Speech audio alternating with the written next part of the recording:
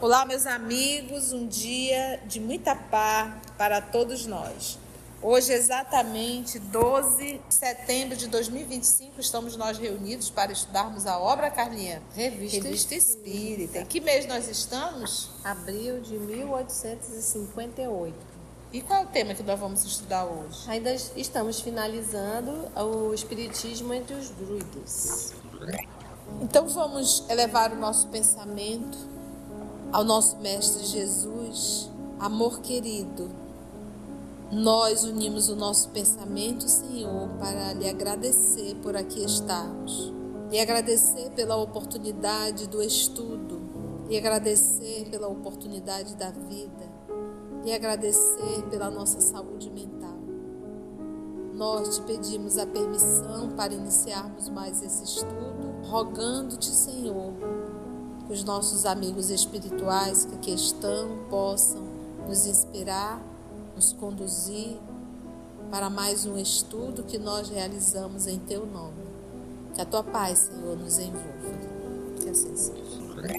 Ainda estamos no estudo do Espiritismo entre os druidas, né? Já vimos as tríades, como as analogias que são feitas, e agora estamos aqui no finalzinho para concluir os pensamentos aqui das tríades.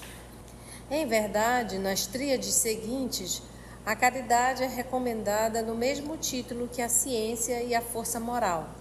Mas ainda aqui, como no que toca à natureza divina, a influência do cristianismo é sensível. É a ele, e não à forte, mas dura religião de nossos antepassados, que pertence à predicação e à entronização no mundo da lei da caridade em Deus e no homem. E, se essa lei brilha nas tríades, é por efeito de uma aliança com o Evangelho, ou melhor dizendo, de um feliz aperfeiçoamento da teologia dos druidas pela ação da dos apóstolos, e não por uma tradição primitiva. Arrebatemos esse raio divino e teremos em sua rude grandeza a moral da Galha, moral que pôde produzir, na ordem do heroísmo e da ciência, poderosas personalidades, mas que não as soube unir entre si nem a multidão dos humildes. E aí tem uma nota de Allan Kardec dizendo que esse trecho foi extraído do Magasin Pittoresque em 1857.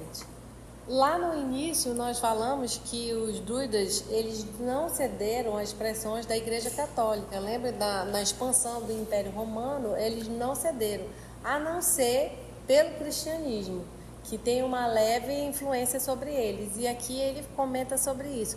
Se a caridade está colocada aqui, é por conta dessa influência do cristianismo que eles receberam, não da força nas características.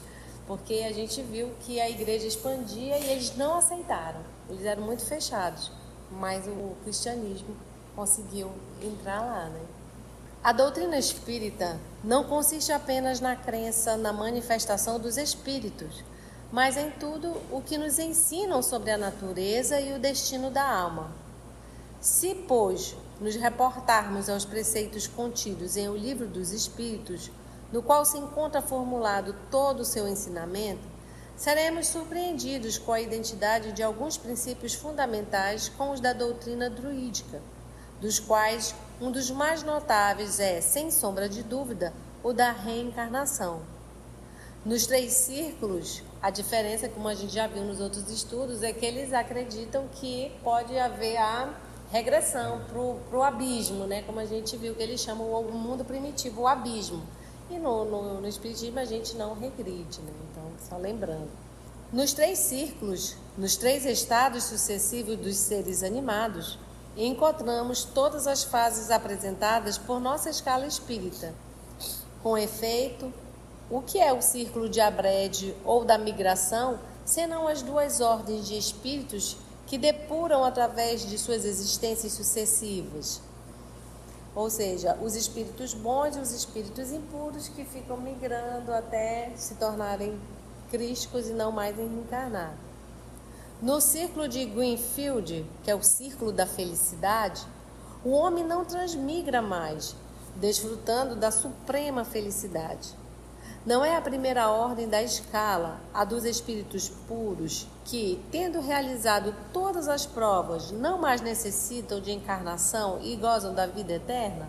Então, a gente está fazendo essa comparação, né? Notemos ainda que, conforme a doutrina druídica, o homem conserva o seu livre-arbítrio, eleva-se gradualmente por sua vontade, por sua perfeição progressiva e pelas provas que suportou, do Anufim, ou abismo, até a perfeita felicidade em Greenfield, com a diferença, todavia, de que o druidismo admite o possível retorno às camadas inferiores, enquanto o espírito, conforme o espiritismo, pode permanecer estacionário, mas não pode degenerar. E aí a gente lembrou, por causa dos egípcios, que os capelinos vieram, né? Aqueles corpos peludos, sem nada, e regredimos. Mas, na verdade, eles não regrediram, né? Porque o que acontece? As pessoas se confundem até muito, Carlinha. Se não há regressão, o que é o exílio se não uma regressão?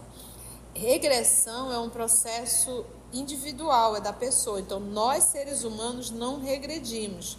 Agora, o espaço que eu vou reencarnar, esse sim eu posso ir para um espaço inferior.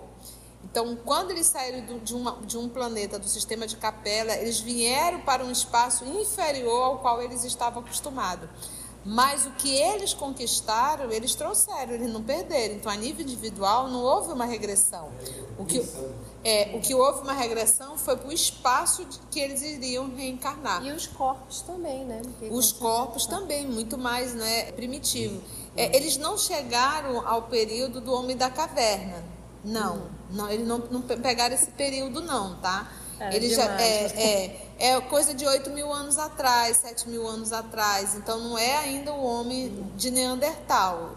Mas, ainda assim, imagina a gente sair de uma situação que nós estamos agora, que está tendo muito exílio, muito mesmo. Lembra que começou no século XIX. Então, esse período que nós estamos de exílio, com a tecnologia já avançada, você de repente tem que viver na época do Egito Antigo, da Índia Antiga, 7.000 anos atrás. Então, é por isso que a gente vai ver, por exemplo, no Império Romano, se a gente for estudar um pouco, a engenharia do Império Romano, o próprio aqueduto que eles tinham, tu diz assim, e se você vier para a Idade Média, tipo 1300, 1200, parece que a humanidade regrediu. Então, ali fica muito claro que o grupo do Império Romano difere muito a nível intelectual do grupo que estava na Idade Média. Porque na Idade Média se fazia coisas absurdas e que na época do Império Romano não, eles tinham 1000 ideias na cabeça. Mas por quê? Porque eram capelinos. Lembrando que os romanos são os arianos, que migraram da Índia, né? Que são os hindus europeus. Então, por isso aquelas ideias maravilhosas. Então, eles vão trazer as ideias? Vão. Terão matéria-prima para isso? Não terão. Então, eles não regrediram. Eles só foram para um planeta inferior, levando as suas conquistas. Mas é bem compreensível essa ideia de regressão por conta dessa realidade, desse choque de realidade, né? Para completar a analogia, não teríamos que acrescentar à nossa escala, abaixo da terceira ordem, senão o círculo de Anufim, para caracterizar o abismo ou a origem desconhecida das almas. E, acima da primeira ordem, o círculo de Seugan, morada de Deus inacessível às criaturas. O quadro seguinte tornará mais clara essa comparação. E aí ele faz um quadro aqui da escala espírita e da escala druídica. Na primeira ordem, a primeira classe, espíritos puros que não mais encarnam. E na escala druídica seria Seugan, morada de Deus, e Greenfield, morada dos bem-aventurados, a vida eterna. Na segunda ordem... É interessante isso, porque ele foi um druida, né? E ele fez a escala espírita e agora ele fez esse espelho, agora ele fez essa analogia. E lembrando que a primeira ordem, que é a classe única, espíritos puros, não mais reencarnam. Eles não precisam mais se revestir de corpos físicos, mas eles continuam o seu processo de evolução. Agora no mundo espiritual, não mais precisam, porque tudo que tinha que aprender em relação à matéria já aprenderam. Segunda ordem, espíritos bons. E aí tem a segunda classe, terceira classe, quarta classe e quinta classe. Espíritos superiores, espíritos de sabedoria, espíritos de ciência, espíritos benéficos. E se depuram e se elevam pelas provas da reencarnação. Tanto da segunda quanto da terceira. Quanto da terceira ordem, que são os espíritos imperfeitos. E os espíritos da sexta classe, espíritos neutros, da sétima classe, espíritos pseudo-sábios, da oitava classe, espíritos levianos, e da nona classe, espíritos impuros. E aí esses se equiparam à Brede, ciclo das migrações ou das diversas existências corporais que as almas percorrem para chegar de Anufim a Gwenfield. Anufim é o abismo e Gwenfield é o mundo dos felizes. Anufim é o abismo, ponto de partida das almas. E aí ele deixa assim, mais ou menos com a terceira ordem. E aqui vê, né, que os druidas, que é dos celtas, né, eles sabiam da reencarnação. Os judeus sabiam da reencarnação. Isso era algo, reencarnação era algo que se aprendeu. Eu lembro que eles migraram do Egito. Foi uma grande fraude para nós, né? A gente ficou acreditando que era só aqui. Ainda há quem bata. É o fanatismo, né? O fanatismo, ele não deixa a pessoa enxergar a verdade, né? A pessoa tem certeza que está certa. Evocação de espíritos na Abissínia. É o nosso próximo artigo. E a Abissínia é a antiga região na África, hoje correspondente principalmente ao norte da Etiópia e sul da Eritéia. A região era conhecida pelo extenso comércio e pela sua longa história, incluindo o mito da rainha de Sabá. James Bruce, e aí o James Bruce, nasceu em 14 de dezembro de 1730 e desencarnou em 27 de abril de 1794, aos 63 anos. Era um explorador e escritor escocês que ficou mais de 12 anos no norte da África e na Etiópia, onde traçou as origens do Nilo Azul, um dos principais afluentes do Nilo. Então, um viajante, explorador, James Bruce, em sua Voyage au Sources du Nil, Viagem à Nascente do Nilo, em 1768, narra o que se segue a respeito de Gingiro, pequeno reino situado na parte meridional da Abissínia, a leste do reino de Adel. Trata-se de dois embaixadores que Socinius, rei da Abissínia, enviou ao Papa por volta de 1625 e que tiveram que atravessar o Gingiro. Então vamos já conhecer o que é o Gingiro. E aí, agora nós vamos ler uma transcrição do livro Viagem à Nascente do Nilo, de James Bruce. Então, disse Bruce, foi necessário advertir o rei de Gingiro da chegada da caravana e pedir-lhe audiência. Mas, naquele momento, achava-se ele ocupado, o rei, com uma importante operação de magia, sem a qual esse soberano jamais ousaria empreender qualquer coisa. Então, já sabe que o rei de Gingiro gostava de uma consulta. O reino de Gingiro pode ser considerado como o primeiro desse lado da África em que se estabeleceu a estranha prática de predizer o futuro pela evocação dos espíritos e por uma comunicação direta com o diabo. O rei de Gingiro achou que devia deixar passar 8 dias antes de receber em audiência o embaixador e seu companheiro, o jesuíta Fernandes. Em consequência, no 9º dia, eles obtiveram a permissão de se dirigirem à corte, onde chegaram na mesma tarde. Nada se faz no país de Gingiro sem o concurso da magia.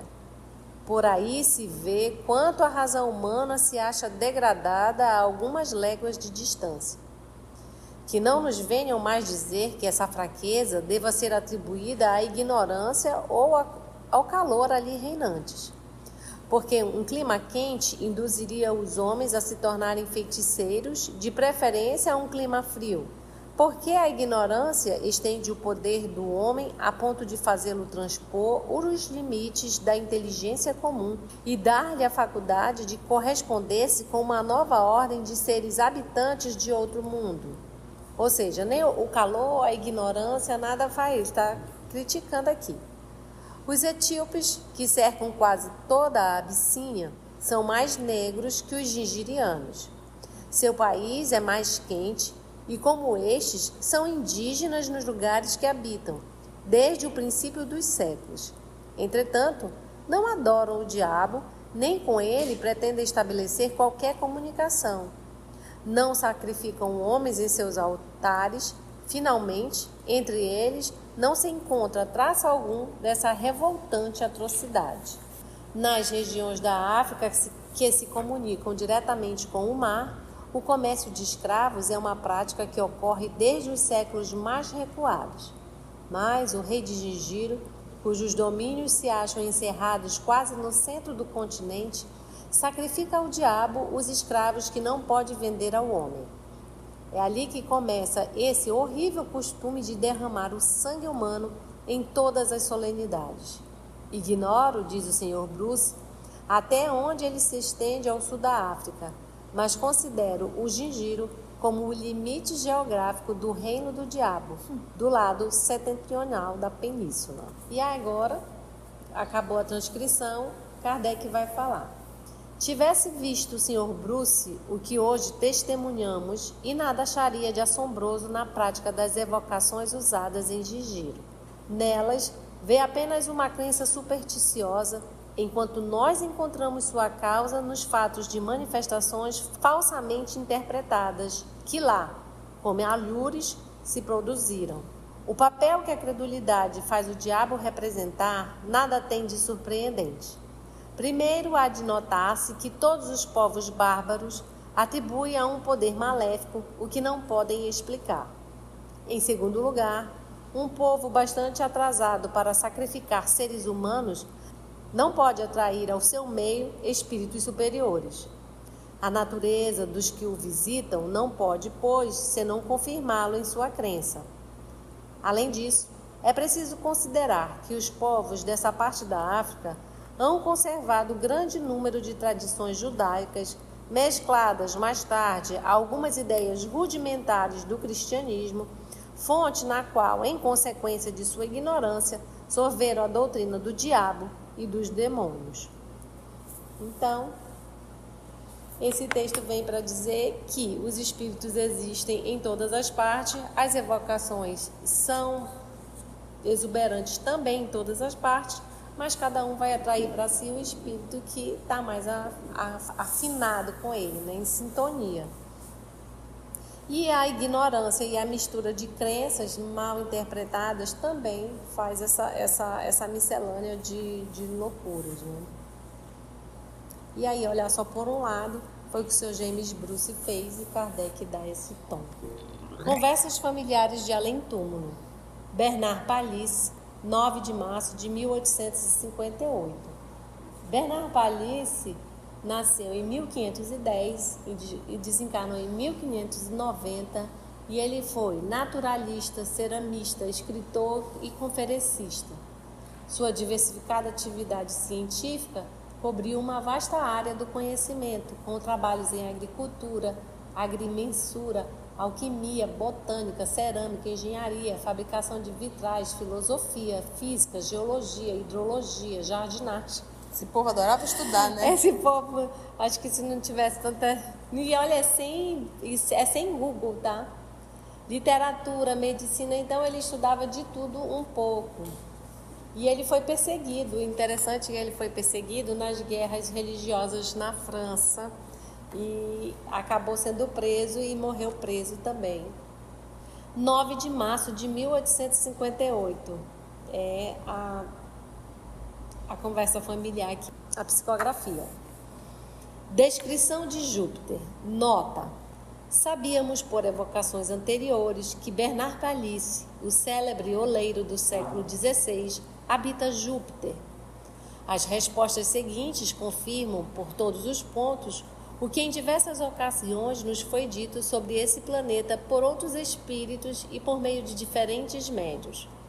Pensamos que serão lidas com interesse, a título de complemento do quadro que traçamos em nosso último número. Fato notável, a identidade que apresentam com as descrições anteriores é, no mínimo, uma presunção de exatidão. E aí, vendo que a gente... E aí vai Júpiter. Onde te encontrastes ao deixares a Terra? Nela ainda me demorei. Em que condições estavas aqui? Sob os traços de uma mulher amorosa e devotada. Era apenas uma missão. Essa missão durou muito? 30 anos. Ele reencarnou já depois de Palhice. Ele morreu em 1590, já estamos em 1858. Foi só uma missão. Lembra-te do nome dessa mulher? É obscuro. A estima em que são tidas tuas obras te agrada? E isso te compensa do sofrimento que suportastes? Que me importa as obras materiais de minhas mãos? O que me importa é o sofrimento que me elevou. Porque ele apresenta-se como um oleiro, né? Mas ele era oleiro, é o oleiro que ele faz as cerâmicas graciosas, inclusive, fala-se muito na biografia dele dos tipos de cerâmica, como que ele se fascinou pelas cerâmicas, e tem uma boa parte da biografia dele é sobre essas riquíssimas cerâmicas que ele produziu. Entendi. Mas ele era muito inteligente também, ele tinha todos esses outros estudos. E ele ficou preso muitos anos. Então, por isso que ele fala, o que me importa as dores, né, os sofrimentos que me elevaram. Ele ficou preso vários e vários anos, morreu preso, inclusive. Com que objetivo traçaste, pelas mãos do senhor Victorien Sardou, os desenhos admiráveis que nos destes sobre o planeta Júpiter, onde habitas? Com o fim de inspirar o desejo de vos tornardes melhores. Conseguiu.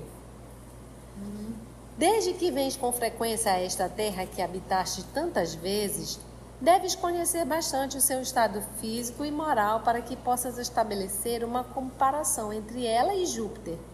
Rogamos, pois, nos esclareças sobre diversos pontos. O que você quer saber? Kardec deixou bem amplo.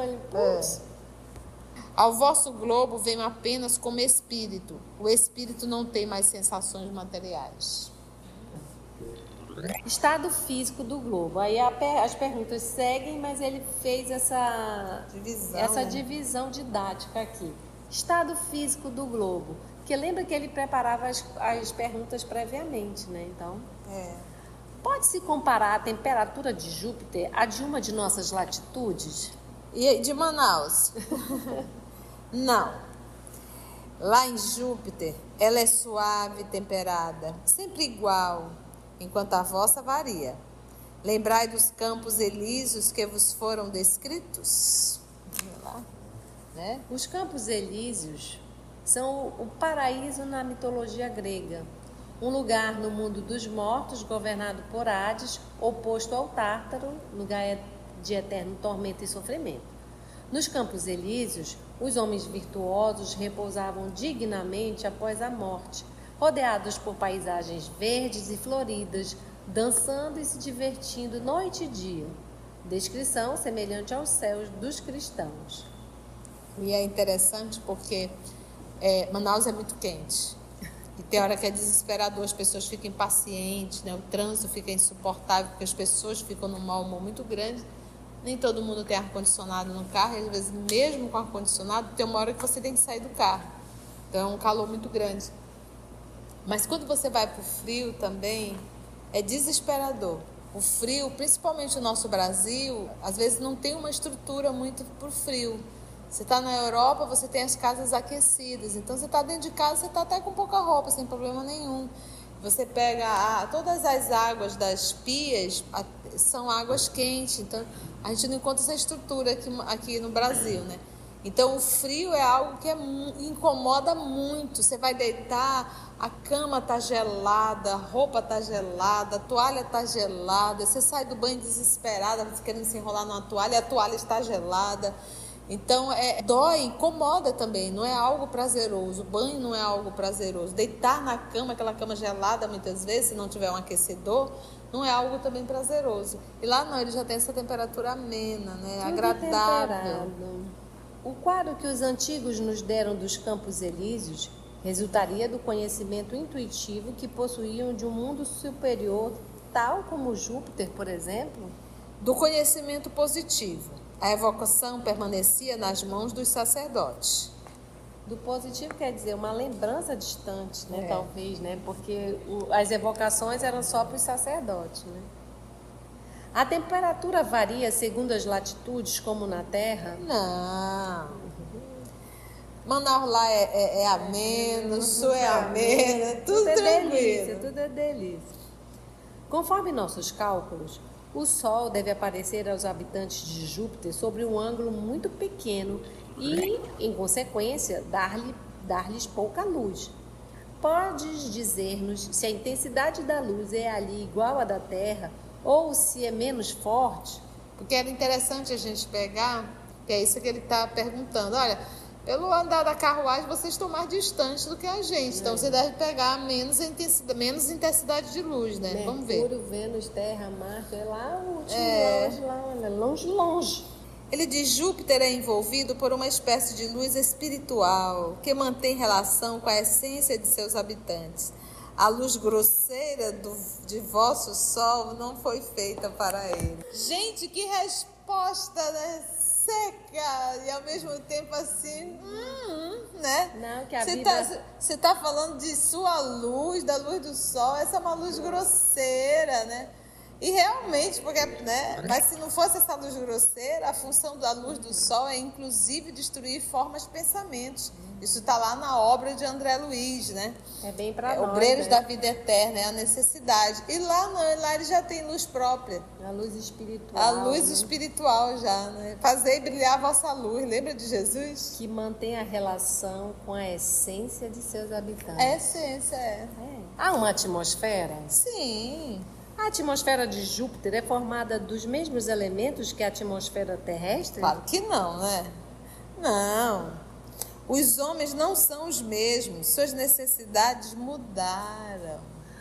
Existem águas e mares? Sim. A água é formada dos mesmos elementos que a nossa? Mas etérea. Há vulcões? Não. Nosso globo não é atormentado como o vosso. Lá, a natureza não teve suas grandes crises. É a morada dos bem-aventurados. Nele, a matéria mal existe. E eu acho que Júpiter é considerado planeta gasoso, né? E o Kardec está bem assim, tem água lá? Tem luz, tem sol, como é que está bem curioso, né? Que bom. As plantas têm analogia com as nossas? Sim, mas são mais belas. Tudo em Júpiter é melhor. Todos já viram que nós estamos aqui tendo que partir para cima. E nós vamos ficando por aqui, mas vamos deixar o gostinho para o próximo estudo, o estado físico dos habitantes. Já viram que a natureza é melhor, a atmosfera, a água... Temperatura. Vamos ver a conformação dos corpos no nosso próximo estudo. Tudo melhor, né? O povo brigando para ficar aqui. Os ombros... Se você chegou até aqui o final, deixa seu comentário. É muito importante a gente poder ler o teu comentário. Não esqueça de curtir para que possa divulgar a página. Dá o seu like, né? E, se possível, faça a sua inscrição no nosso canal e toca o sininho. Porque quando você toca o sininho, o YouTube avisa para você quando o EOS publicar um novo estudo. Então, receba um grande abraço da família EOS Manaus. E assim agradecemos ao nosso Senhor Jesus e aos amigos espirituais por essa mensagem maravilhosa e que nos esforcemos para nos tornarmos bons e seguirmos nesse caminho que tanto nos alegra o coração. Graças te damos, Senhor, e até o nosso próximo estudo, se Deus assim permite. EOS Manaus. Estudando para servir ao Cristo.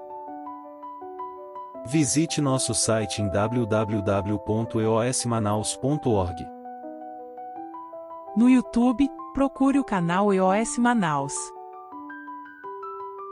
Participe do nosso grupo no Facebook.